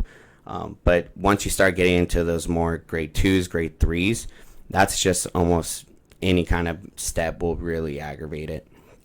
And the thing with Gibson, so if we can kind of go into Gibson, because I know Gibson is the main guy that you're He's a guy thinking who's about still dealing with it. till this day. I was doing a little bit of research on him and whatnot, and with him, he actually had no surgery, so it wasn't a complete rupture of the tendon, but it was about a grade 2. So it's something that any little step, it's something that's just a bad turf toe. Like it's gonna take this amount of time, and people battle it throughout their whole careers. Once it happens bad enough once, it's something that just kind of reappears. It made Deion Sanders retire, Yeah. the greatest cornerback in the history of the game. Yeah. So is that something that would move you off of Antonio Gibson? And that's what's hard, because I have Antonio Gibson very high for me, just because I like his explosiveness, and I haven't seen too much of a history yet with him to build up to the point that makes me lean the opposite way. So I think if this happened again throughout this season, I think for future seasons, that's something I want to stay away from, because it could be he's fine throughout all training camp, and then during warm-ups before the game, does it in, hey, I can't play that day now. So right now he's being drafted in the second. Mm-hmm. Most rankings, ESPN, Sleeper, he's being drafted mid-second. So is Najee Harris. Then around later, there's David Montgomery. Mm-hmm. How would you rank those three? Najee Harris. What were the other two? Najee Harris, Gibson, Montgomery. Ooh. There's a round discrepancy there, but I would go Gibson, Harris, and Montgomery last. okay. So that's not enough of a concern to you to then roll the dice on. Yeah, like I said, I think I need more of an injury history for it to start bothering me. But then you talked about like how we had talked about this on Friday, the taping, literally just trying to keep that toe down or a steel plate. Yeah. That has to hinder you when you're running, though, Oh, right? definitely. I mean, it changes the rest of the mechanics of the ankle, the knee, even up into the hip. I mean, changing that, and I have heard of players who, you know, like these college players that practice day in and day out and then play games on the weekends. That kind of thing will actually create hip problems for them. And so it's almost like we try not to use that route unless they're in season, and it's something that we need to get them by with. Because other than that, we would like to go the conservative way and just, you know, either rehab it, see how long rehab takes, and if that's not doing anything better for them, then maybe surgery is something you should consider. But yeah, definitely having those different mechanics built in, those external factors that come into it, really change the intrinsic factors of the body. So yeah, to answer your question, yes, it does really hinder other things that may along the line even just hinder the performance overall. You just think of your foot. A big toe is pretty damn crucial to like cutting and running. But then we got a question from Danny too. Oh yeah. What time frame would you say a turf toe injury should be proper treatment? And that's really just like there's no right Case timeline. case. Yeah, those are one of the things where it's just based off of activity and pain perception. So with turf toes, usually at least where I come from Eastern Washington University, From the east side. yeah, from their athletic training room, we really try to limit them for their own pain perception to not go higher than a 3 out of 10. 10 being cut this off right now, taking me to the hospital, like, you know, on the extreme. Yes, like on the extreme end. So, you know, having that 3, it might be one of those like, okay, let's try it out again. And then if it just, you know, it's not worth re-aggravating something because it can be potentially a career-ending injury Right. that you wouldn't think it is, you know. Now, do you think age has a big impact on this? Because Dion, I don't know how old he was when he retired, but I got to assume He was in his mid-30s or Yeah. something like that. Yeah. So where Antonio Gibson is 22 or maybe 23. Yeah, definitely not career Yeah, ender well, at that just point. So- talking physiologically, physiology will tell you that as someone gets older, the less they are able to recreate cells or get better from an injury. Like muscles rejuvenate less, muscles will not get as big, you know, hypertrophic values will definitely decrease. Even blood supply to certain things start to decrease. So definitely just from that physiological side of it, I would say that age definitely plays into it. So now that was, I'm not going to lie, that was kind of a setup question. And to Always with you, Steve. how does that affect time frames on coming back? Is it a significant, like, does that cut the time in half? Does it take a couple weeks off? Is it the same? Yeah, it's gonna be one of those things where you guys are probably gonna hate to hear it all the time, but it really just depends. Like, Yeah. it depends, Case by case, literally. severity. Yep, who they are, severity of the injury, time of the season. You know, is it preseason, post-op, like whatever it is. Then hold on real quick, just Yeah. because you had mentioned that he didn't get surgery, which Yep. the stuff that I follow, people were questioning why didn't he get surgery. Mm-hmm. But then we see like Patrick Mahomes, who it said, in the scouting reports Right. that he also had turf toe, but then he got surgery immediately after the season was over. And that's actually a great transition point into some of those things where the media is not going to tell you exactly what happened, or in a case by case, the athletic training team does discern special testing upon the initial evaluation. And those initial testings aren't like gold standards. They don't tell us exactly what it is. You know, we don't have x-ray vision and all that, but it does lead us down a certain path of it. So what I'm assuming and making an educated guess on is that these trainers did a turf toe special test and got a positive for it. So initially, okay, this is what we're going to say. It was a turf toe injury. Well, upon imaging and taking him and having an MRI, it actually, what it turned out to be, it wasn't a turf toe. It wasn't actually a strain to the flexor tendon of the toe, but what it was a plantar plate rupture. And so plantar plate rupture, pretty much, if we've all heard of like plantar fasciitis or something like that, right? Well, fascia is just this outer lining of Jenny, let's get your foot back up here. Muscle. Get Wait, your. You should come in on the other side so they can see the bottom of the feet. I don't know how. Yeah.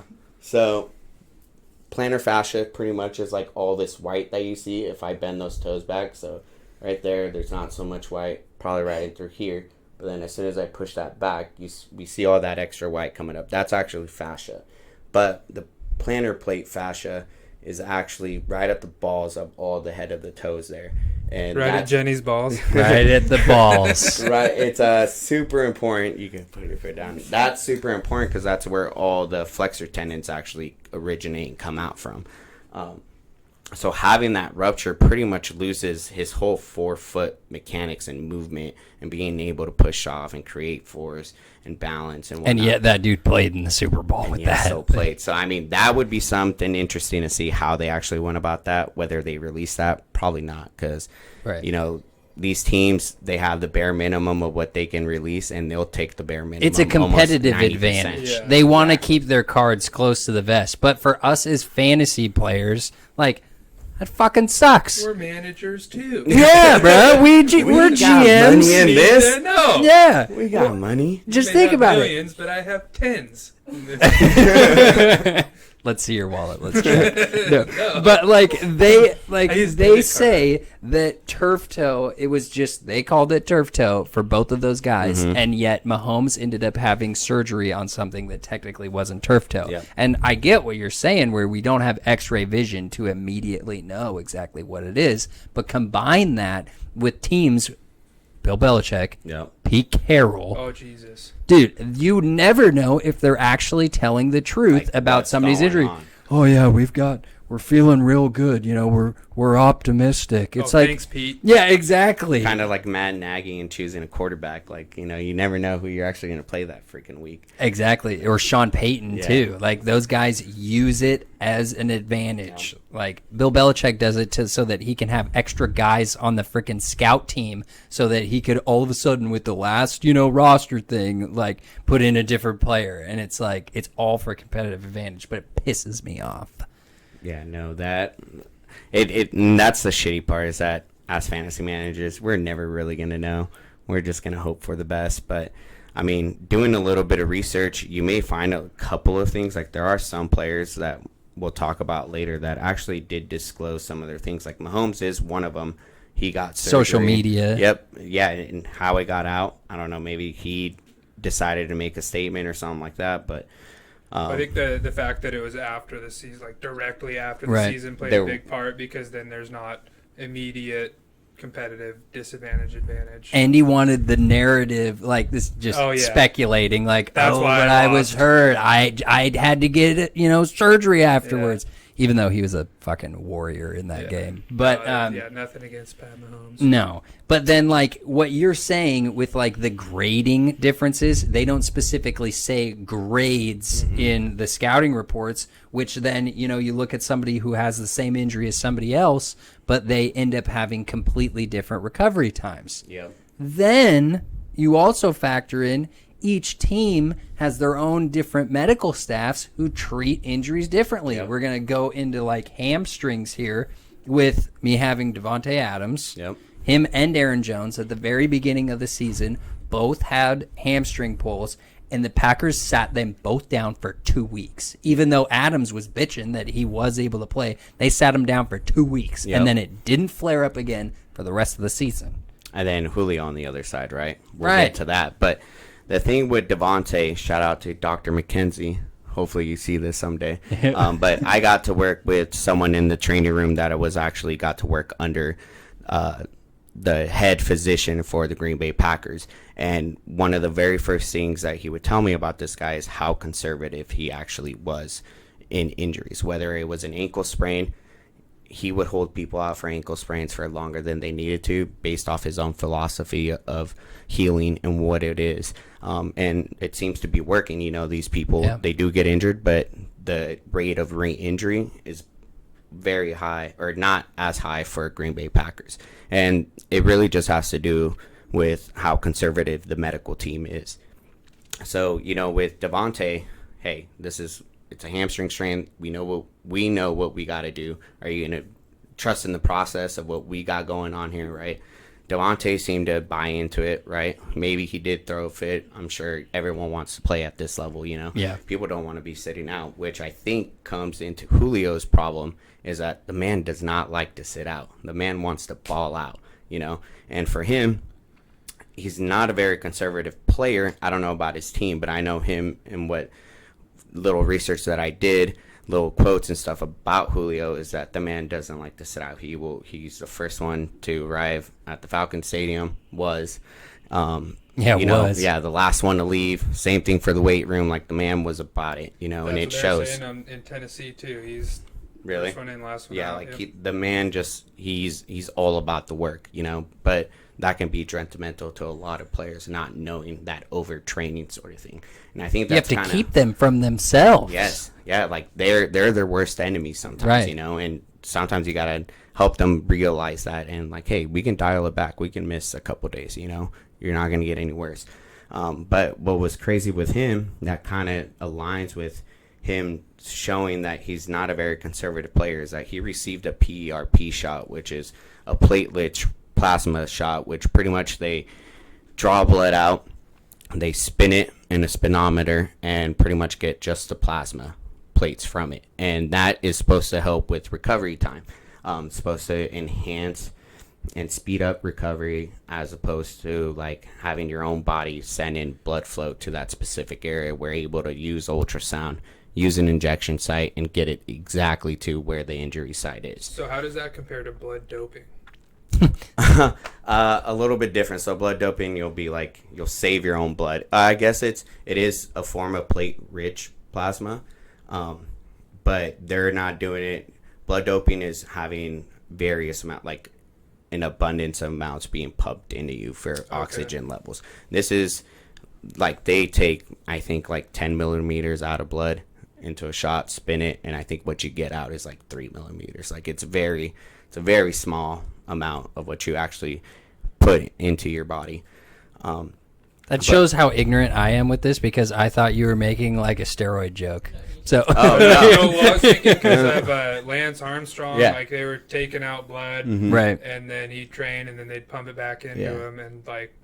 So you become a vampire. Like he was doing third it. grade brain. Right. That's what I heard. Like, you're taking out blood and putting in some of it or something. Yeah, so the thing with him, he was doing it in abundance for the oxygen levels for those white blood cells, red blood cells that carry the oxygen to certain areas. The areas of the muscles are using the most blood. But that's are why able to he really was using target like the specifically right into the tear. If Gotcha. we're talking about like a hamstring tear or something like that, they're able to right into the plasma bath. Yeah, just fucking flood them in. Gotcha. But so he got that PRP shot in week 13 after he sat out. And then he tried playing right again that week 15 against the Bucks and wasn't able to finish off the game. So I think that just kind of also shows to why Julio kind of struggles with these hamstrings, is because he just really never gives himself the amount of time that he needs to lay off and not do strenuous work. I bet that was... I would assume that has to do with age. So he probably is thinking, I had this a few years back, 5 to 7 years back, and I was able to come right back. Now he's in his 30s, and he can't do that anymore. His body's not able to keep up the production of what he's putting out. And then there's guys where, like, and I'm not trying to put this on Julio, but then, like, dude, Kenny Galladay, who had the hip flexor thing, who, like, kept every week saying, like, I think I'm going to play. You and I both had him last year. I think I'm going to play. And then they get him out there, and he's hurting and doesn't want to do it. I think part of that has to do with the guy's contract and just like weighing the risk of, I know I'm not going to be here next year. Yep. My team isn't good. I don't want to go out there and risk re-aggravating it, and I'm just going to sit out. Well, I think part of that was posturing. He's like, oh, yeah, I might be ready to play. And then, but the Steelers or the Lions held me back. It literally, what he was doing almost made it seem like he was beefing with the Lions to the point where he's like, I'm going to be there. I'm going to get ready. I'm going to be there to play. We saw that he would get taken off of questionable, and then all of a sudden, now he's doubtful, and now he's out. Yeah. Like a last-minute thing. 4 hours before the game. For real, though. Oh, God. Yeah, no, that made me so angry. I was furious with that guy. I had such high hopes for him. He had a great year, and I drafted him, and I thought my team was the shit. Yep. And then Saquon went down, and Kenny Galladay was a dick. I traded for him too. He had a big week that game. They did that game-winning drive. I think it was like their last win that they had of the season. Yeah. And he made that big catch over the middle, came down, and I had just traded for him, and I was like, let's go. Then the next week, boom, out, and Dog never shit saw the him rest of the again. season. Yeah. Yeah. And you couldn't drop him because every week he's How like, do you I'm drop Yeah, ready he's to play. coming back. Yeah. And then, I just never fucking did. Fuck that guy. But anyway, yeah, I'm sure you'll do great for the Giants, and I wish you all the best. But that just shows I that don't. fantasy football comes don't. first. You're not wishing the best. All right, so I have Like here I written know, down. okay. We had turf toe and then fuck scouting reports. But then, so now we go into something that like also goes in line with the scouting reports being stupid, is that we have mid-foot sprain and versus like a Liz Frank injury, which we'll get into all that. But just something I want to say right off the bat is for these three guys were just listed on the scouting report for a mid-foot sprain. Mm-hmm. Joe Mixon, Chris Carson, and Calvin Ridley. Calvin Ridley missed one game and then actually was productive, and it didn't seem to bother him that much afterwards. Then Chris Carson missed 4 weeks, and it was kind of similar with him where they kept thinking he was going to come back, and then they would hold him out. And then there was Joe Mixon, who missed the last 10 games of the season, listed with a mid-foot sprain. Yeah. So, I mean, I guess first things first is clear up what a Liz Frank and a midfoot sprain is. So a lot of people think that's a synonymous term, like one means the other. But really what a midfoot sprain is, again, that sprain is the key term to it. That sprain just means ligament, nothing else. So it's in the exact same area. It's going to be in the midfoot where your tarsal bones connect to your metatarsal bones, which is pretty much you have all these little tiny bones, and then you have the big long head of that toe. So it's right where the arch is. Yes, on the top exactly. side, basically. Yep, right on the arch side, on the top Jenny, side. bring your foot. Get your foot. Yeah. So if you see, we can bend here at the mid, and you see Ow. he's bending there. That's exactly what it is. So a Liz Frank or midfoot sprain is when the foot is what they call a hyperplantar flexion, which is toes pointing down, but you have the ankle brought up, and then you just have typically what happens, it's another player that lands on top of you while your foot is in that motion. So it's just all this extra force clamping down and just really separating them. So it's bending your arch Yes. where it is. Yep, exactly. You mean it's And not that, good? Yeah. The midfoot sprain is the bending the arch, or the Liz Frank is bending the No, arch? so both of them, exact same mechanism that happens, but the Oh, they're difference just is different what consequences. structures are injured. So with the midfoot sprain, it's just the ligaments that can connect all those bones together. So with the midfoot sprain, think about it like an ankle sprain and let's see, like a MCL sprain or something like that. An ankle sprain is going to be pretty easy to work with. It's just ligaments that you're working with, so it's just a lot of it is like range of motion stuff, And swelling, Ligaments are the muscle to bone, bone to bone, bone to bone. bone to Okay. bone. So it's just separating those joints apart pretty much and putting them at a max stretch. Now with the Liz Frank, a Liz Frank involves a ligament and bone. So now we're talking about bone being either fractured, displaced, or bone bruised, anything of that sort. So that's why a Liz Frank is actually a more serious injury than a midfoot sprain, because with the midfoot sprain we're just dealing with ligaments. With the Liz Frank, now we're dealing with bone and ligament. So do you have to separate the treatment between like the two? No, the treatment, the rehabs and everything is actually going to be pretty much the exact same. But what's going to happen is the amount of recovery, the timeline of recovery, because bone healing is the second to slowest healing structure in the body. Right? It goes, muscles is the number one, gets super good blood flow in between muscles. So muscles can recuperate pretty fast. Tendons is going to be the second one. Like tendons are right up there. They get pretty bad blood supply compared to muscle, but when it comes to bone gets the worst blood supply. It's pretty much like the deepest if you think about it, right. Going into depths. So it gets really bad blood supply. So that's the whole reason why these injuries actually can take that much longer. So like best case scenario with the Liz Frank is the bone is fractured but not displaced. So either fractured, bone bruised, but not displaced anywhere else, like didn't shift, right?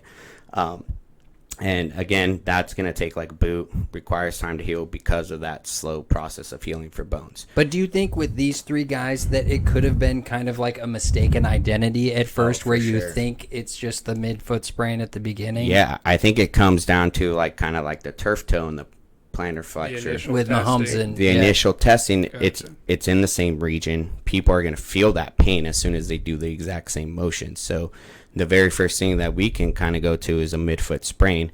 Can't really rule in Liz Frank unless we have that imaging done. Okay. So I think that's kind of where people kind of run away with it with media.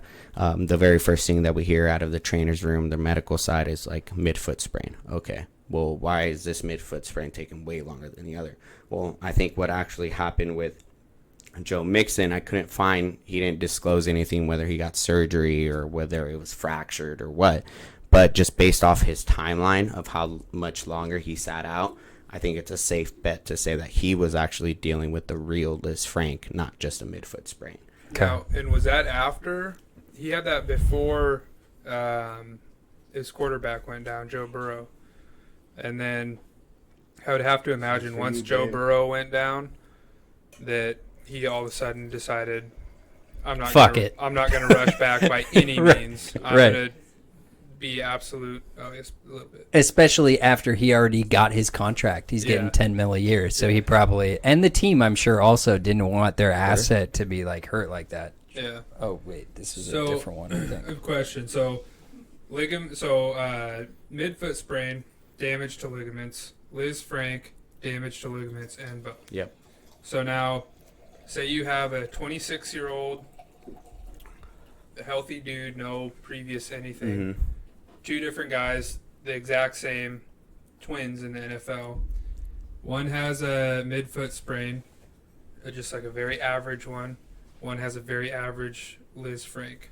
What would you put the recovery time for each one? Yeah, so for like if it's just a sprain and it's a minor sprain, we're looking about anywhere between like 1 and 3 weeks. Typically, that's a pretty average range of sprains. And again, that 1 week could be on the end of grade 1s, and then so on. 3 weeks could be like a grade 3 or something like that, maybe, But with grade 3s, actually, that means complete rupture. So that actually needs surgery in order for that to regain its full function. Now, if we're talking about where a bone is not fractured or displaced, looking about 3 to 6 weeks. Worst case scenario is that if a bone is broken and displaced and the ligament is totally torn, you're looking at like about 3 months or more. And that's all due to the amount of non-weight bearing that you have to do in order for those structures to fully heal. Because as soon as you weight bear, the arch is for weight bearing. Like that's what it does. It's force shock, so that when you land, forces are dispersed evenly throughout the foot instead of just one area. I'm having the images again of like you showing and then having like a 325-pound like D tackle or something landing on top of you. For real. That's crazy. So if I'm getting this right, your average midfoot sprain is going to be only damage to the ligaments in about 1 to 3 weeks. Yep, with no like fracture or anything, just And ligament. then your average Liz Frank, depending on how bad the bone damage is going to be about 1 month to a season ender. Yeah. Okay. Yep. Yeah. Okay, now moving in, I'm just checking the clock, and we're about an hour and a half in. But I really want to get to two big ones. Yeah. Number one, don't need to spend too much time on it because it's kind of a mystery in itself, is concussions. Yeah. And I wanted to ask you about this because a little trend that I saw in this last season is there were a lot more guys that sat out for 2 weeks, David Johnson 3 weeks, as opposed to they may miss one game or even play in years past. Yeah, and I think that about 90% solely has to do with the concussion protocol and how it's changed within this last year. So in all previous seasons, I don't know up until how long the first protocol was instilled, but just Not that long ago. Yeah. Only a few years ago, I think. Yeah, ever since that movie came out with Will Smith. With concussion, yeah. I think that actually did have a big play into it because a lot of NFL stuff changed after that. But before, it was 5 days, at least 5 days. And I think that NFL, in their contract, they actually have a discrepancy that they can do 3 to 5 days of player protocol, return to play protocol. Whatever we can use to, finagle our player back on the every field. organization has this protocol in play, not the 3 to 5. But just as of recently, it has changed to a minimum of 7 days. I don't know what the NFL, if they had to up their minimum to like maybe 5 or something like that. But now it's a minimum of 7 days, and they're actually taking it a lot more serious now where first day of protocol is a 10-minute bike ride at 40% of your maximal heart rate. And that's just to see how blood is going. And if you get any sign of any sort of symptoms come back up, you have to go right back to the start again. So someone could be at day 6 finishing up, by day 6 and day 7, you're out on the field. It may be no contact, but it's going to be running through plays and doing all this. You'll have a no contact shirt on. But if you get symptoms reoccur at all, and it's like the 6th or 7th day, you have to go right back down to the first day. So I think that's where that has actually grown longer now. Like you see, these players aren't coming back for longer, and I think it's due to protocol and due to these symptoms actually being taken seriously now. Like someone gets a headache out their protocol, it's a little bit more serious than someone just getting a headache out on the field from overexertion or something like that. Right. We take it more serious. So there's a little bit of a political question, but I want to throw it out there to get your medical experience on it. Cause Are we going to clown on Cole Beasley again? no. This is different. This is purely because, again, third grade mind. I have no idea. So in your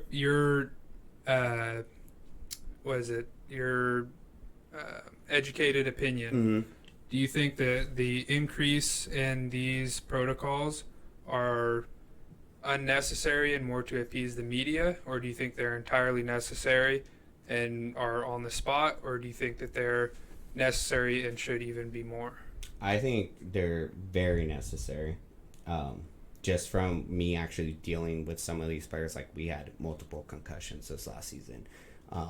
Dealing with these players and actually seeing some of them who like actually have problems going, like everyday emotional problems or something like that, or working with someone and they're looking at you but you can tell they're not like there, like they're looking past you, and then they like shake their head and they're like, oh, like sorry dude, like I just don't feel right, and it's like that to me is where like we're in the right direction of making this longer and actually taking it more serious. And we don't know much about the brain. We know lots about hamstrings and quads and hip flexors and everything, but we just don't know much about the brain and how it heals and how it processes things, because every brain is so much different in how it heals and what certain neurons and connections people make. So I think it's something that we need to like look way more into, and I think we're already doing so, which is good. You don't want to see like Junior Seau like kill himself because he's worried about hurting his family for reasons that he doesn't even understand. Like, It's spooky. It's mysterious for sure. It is spooky. Like some of these players that I work with, it was spooky. Like Yeah. man, but seeing them get better was awesome. You had found something, Jenny? Nope. Cool. Okay. No. But yeah, no, I think to answer your question in one statement, I think it is necessary, and I think it may even be more necessary to hold them out longer. But I think the steps we're taking now of any kind of symptom we're going to take serious, like I think that's a step in the right direction of just like, okay, you're not feeling right. Let's get you back. Okay, from We're one guy headed in the right direction. Yeah. Okay. was good for sure. Spooky shit. But like then there was David Johnson who sat out 3 weeks. Now is that, I know like Brandon Cooks is another guy. Luke Kuechly retired. Like is the multiple weeks, is that kind of like with the other injuries that you've explained where there's different grades of it, or does that more their history? Yeah, so concussions used to have a grade system to them before. Back in the day, they actually had a grade system where people try to put a number scale to it. And I think that's where they ended up really messing up. And I think they saw that because there's a thing called second impact syndrome. And that's exactly why concussion protocols are in place, because they don't want that to happen. So what happens is with the first impact, you have minor bleeding going on, right? It's traumatic to the brain. People can lie about a concussion and get in the very next play. Well, what happens if that person gets another head blow within that first 2 minutes of the time? You fall into something that's called a subdural hematoma, which is immediate, slow, or not immediate, super slow bleeding. But the ramifications of it happen within 30 seconds, where the brain shuts down, the rest of the organs shut down, and you're dead. Like, you're done. And Washington is actually a real big leader in concussions and like Seattle Children's and stuff because of Zach Leisteg. Like it's called the Zach Leisteg rule, and it's the same thing, second impact syndrome. Like the kid luckily is alive, but he's not really, like he's in a wheelchair, like, you know. But I think that's the whole reason why these are in place, is because of that second impact syndrome. And, you know, to be able to hold someone out, like our athletic trainers' rule of thumb is when in doubt, sit them out. Like no game is worth second impact syndrome. Like no game is worth that second impact syndrome. Like that's the end of your life pretty much. Right. You know, so. But So then it's the end of your life as you know it. Yeah. Yeah. People obviously can live fruitful lives obviously after that, but you're not going to be the same. Yeah. But then go ahead. okay, with the multiple weeks and everything like that, I was freaked out of Brandon Cooks because I was like, man, this guy's one concussion away from like, I don't even know. Dude, just that, this may be rhetorical, but like, does every time you have one, could that then potentially worsen the next one? Yeah, and it worsens it in as terms of return to play. Right. So, for example, we had someone that had received, I think, 10 concussions by the time that got to his freshman year at Eastern. Jesus. He's only received 2 with us, and now he's been medically cleared. Like, you can't play anymore. And it's because his return to play had increased by 2 times every single time. So this last concussion that he got, I believe, in the 3rd game of the season. He was still suffering with symptoms 3 months later. And those are just post-concussion symptoms where light sensitivity, you know, noise sensitivity, your proprioception, so your balance, like you have these crystals in your ear that as soon as you get whopped, like those get dislodged. And so your whole balance and orientation. Almost like vertigo or something like that? Yes, vertigo, like, and it could happen like that just anywhere. Like, so concussions are a cumulative effect where even if there's a significant amount of time, say, each one makes the next one worse. Yes. Or even maybe not worse, but longer to recover from. Okay. Like to not experience those symptoms. Gotcha. Okay. Yeah. All right. Now this is a little bit like personal for me because I have the number 1 pick this year.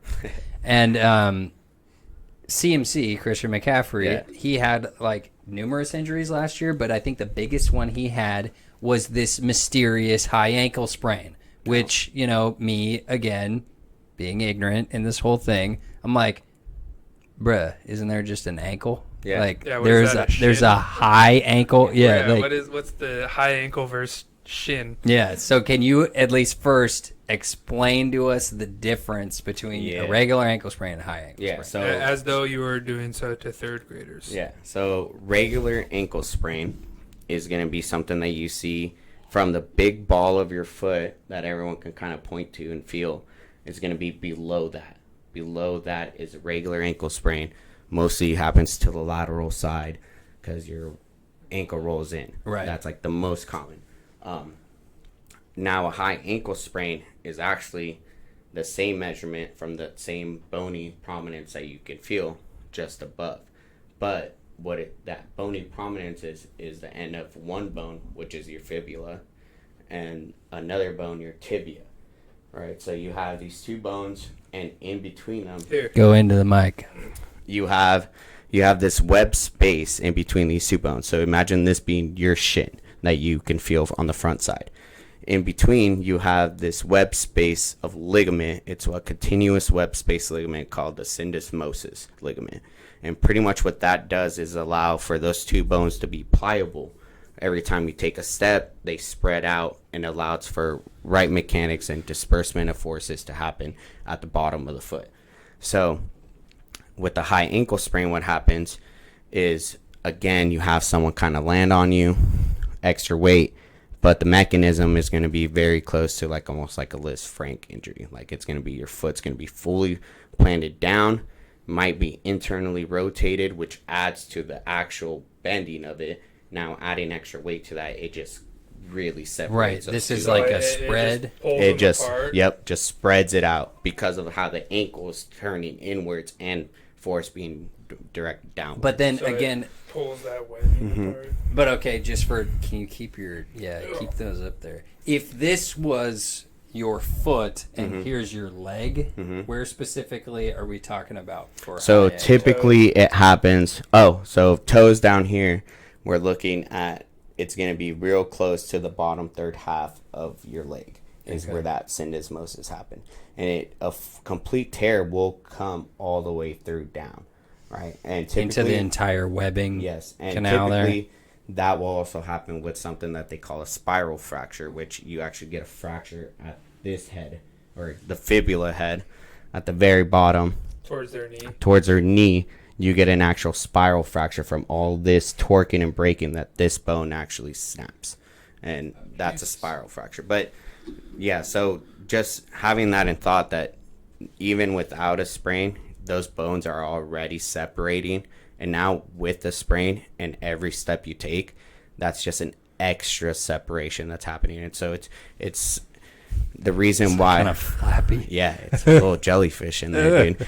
But the whole reason why they want them in these boots and sitting out for so long is because they need no weight bearing in order for that to never split up and for it to actually connect back So together. they go on crutches for a little bit. Yeah, crutches, boots, scooters, like, whatever the player kind of prefers. But it's non-weight bearing for a very extensive amount of time. And again, those also have grades to them. So like a grade 1 and 2, you're typically looking like around 4 to 6 weeks of sitting out, right? That's the best case scenario. That's pretty much best case scenario. So that was actually going to lead into Yeah. my question. Just kind of was Christian McCaffrey missed 6 weeks. Yep. What grade was he really looking at? So yeah, you're looking maybe like a grade 1 and grade 2. Sucky thing, Panthers didn't disclose what grade it was, So again, we're just making speculation off the amount of time he missed, whether it was a grade 1 and he could have re-aggravated and no one said anything, and that's why he ended up sitting out longer. But I think we can all kind of guess that it was typically a grade 2 because it was on that 6-week end range, and that's like best case scenario for a grade 2. Like, you did your shit, you came to rehab, you did what you were supposed to do. Now we're for grades 2 and 3. Or grades 2, again, we're looking at that bottom 6-week half. But for grade 3 with no surgery, you're looking about like 7 to 9 weeks for a grade 3. And you're hoping that doesn't hit. You're hoping that you have enough connections being made that it's not going to split up anymore towards the top. But with surgery now, with the grade 3 and like having surgery, you're out for several months. Like you're out 6 months. So yeah, it's like an ACL. Like you're done for the season pretty much. And I feel like that's such a big space that you're talking about that there's so much like wiggle room. So much. Like just to have, yeah, I don't need to go into that. That's foul. But yeah, that's why we see Christian McCaffrey sat out that long. I think he was dealing with an actual like grade 2. Like that's a pretty high severity of a high ankle sprain to have, just because of how much weight bearing that actually uses. So right. And then Steve, you had one more. I know you wanted to ask about a specific player. There was Chris Carson. Well, no, we had gone over the mid-foot sprains. Oh, with Kyler Ben. Murray. Right, Kyler, yeah. What do you have, like an AC sprain? Deal that, so as where my concern or question is, do you think with Kyler Murray, that AC sprain, having that happen, do you think that makes him more susceptible to it in the future? And then also, do you think that his size impacts his risk in those types of injuries? Yeah. So being more susceptible, 100%. AC sprains are one of those. AC sprains can kind of go along the same lines as an ankle sprain. So an ankle sprain, once you've had one ankle sprain, you're 30% likely more chance to have another ankle sprain. So Kevin Tarabocha is at like 300% for that? So he's on that guy. He's got gummy ankles. Gummy ankles for sure. But I love you, Kevin. yeah, so just ligament sprains on its own, if you're talking about just ligament sprains, they're never going to be back to the same amount of tension or elasticity that they have as they were before they got compromised. So with an AC sprain, oh man, during football, I dealt with maybe 3 on the same dude, but that was probably his like 10th. Like Dang. Within his career at Eastern, he was a senior, so he had a lot of playing time. But AC sprains just have like it's already going to be raised up. Like once it happened once, that ligament is compromised, so it doesn't have as much tension as it should. And it being a contact sport, that's what really like makes it even worse, is that you're contacting with your shoulder. It too is sort of like a cumulative effect. I don't know why I'm having such a hard time with that word. Yeah. But No. Third grade. It's the third grade. There you go. Yeah, no, I'm over 3 syllables, third grade. Yeah. And AC sprains, again, so common that chest guards and like pads, they actually have attachments for shoulders, for your shoulder to not to be able to get up to that past that 90 degrees. Like that's the whole reason they have straps there, is for the AC and like resisting it from going backwards, because you're pushing up against someone, your arm could fly right back if you're not matching that same resistance of strength. So do you think that hampers throwing, like on a quarterback with Kyler Murray? So quarterbacks, they don't have that same strap. They have different pads, and so it adds more variables to their shoulder complexity of things, like more susceptible to shoulder injuries due to the fact that they have less padding around the shoulders, less restrictive movement around the shoulders, because they need that. They need to go past that range 90 of motion degrees and come backwards and be able to slink forward with nothing restricting, decelerating them coming through. So and him being so small, to answer that second question, I think it really does put him at more of a risk. Just body size and weight, like he's having these defensive linemen come after him, and he's probably half their size. His injury was from him getting hit, landing on the turf, and getting his arm smushed. Yeah, running quarterback, it could happen more often. It could happen. Yeah, it could happen standing up straight and someone running into you sideways. So yeah, I think his size does add a little bit more to it. Does it make me scared to draft him? I wouldn't say. I'd say no. Like, I'd still draft him, but I think those are one of the risks that I'm willing to take with someone, like just given his god natural ability of being quarterback. Like, I think that outweighs more for me of his risk factor for that. So even the 2 downsides of his size and having one already, both of those together is still not enough to make you draft him significantly lower. Yeah, and probably sounds like I'm contradict myself sometimes on that stuff, but again, to I me, think a lot in of your it- defense, if we were to not take some of these guys because of their injury concerns, then you're going to corner yourself to only picking from like half the league, if Exactly. not even less than that. Probably for sure less than half. Exactly. Well, yeah. and the reason I ask those questions is because when you explain some of these effects and injuries, I like to, I mean, it sounds gruesome. It's just gruesome and makes me cringe.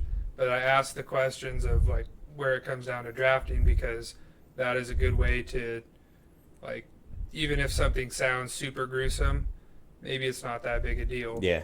But, you know, on other stuff, it is. So, like, that's why I'm not trying Yeah. to pigeonhole No, you no, here. no, I'm just, no. I'm trying to get the weight to gruesomeness. Yeah, no, for sure, for sure. I get that. Way to gruesomeness. Yeah, It's an actual measurement. Yep. But yeah, no. Fourth grade now. Yeah, no, just I think it back to what Porter said. I think some of those, like, you are gonna pretty much corner yourself to only picking people from half the league, you know. So it's some of those, like, okay, where am I willing to take the risk of them getting injured because of what they got to offer? Like, I think his ceiling, if we're talking in terms of like fantasy, his ceiling's way high than his floor of getting injured for me. Like, you know, he got injured last season, still ended up He still played. number 3 or Yeah. something like that. And yeah, he like, still played Yeah. even when he was hurt. Yeah. He was hampered with his throwing, but he still played. yeah. Legs work just fine. Yeah, and Yeah. like, these injuries do sound gruesome, but these fucking players, dude, like, this is their livelihood. This is what been training for their whole lives.